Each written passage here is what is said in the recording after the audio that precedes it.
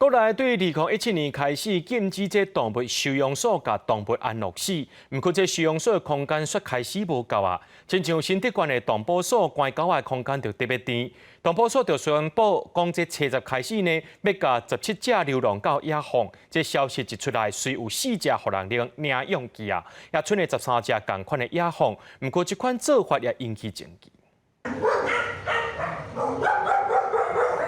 古嘴的狗仔看到人挖近，会欢喜摇尾溜。不过，这个在动保所的狗仔，若是来超过2个月，阁无人来领养，新德县政府按算拜三，就会放回去因原本的所在。这可能不是很好的做法，可能要再看看是不是有别的替代的方案，就是来处理这一块这样子。对，要不然我们的那个很多鸟类也有可能因为流浪狗，然后来弄到这样。可以接受。那怎么说？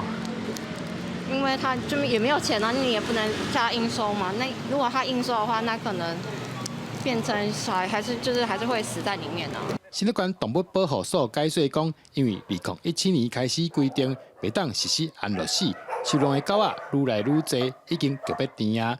为了解决问题，只好野放。因为过去是用安乐死嘛，那现在不能做安乐死，我们收容所在运作上一定会动物进来，然后出的少。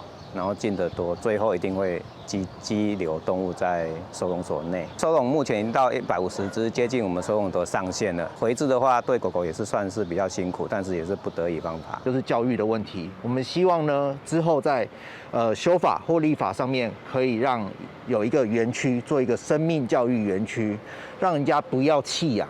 弃养这件事情才是源头管理最大的问题，没有弃养。收容所哪来的这么多猫猫狗狗？哪来这么多爆量的事情？新德县动物保护所表示，这摆总共会放13只流浪狗出去，把强调每一只拢已经检查过，放出去会继续探证。不过，这款做法到底好也歹，也引起外界讨论。记者刘君豪，新德报道。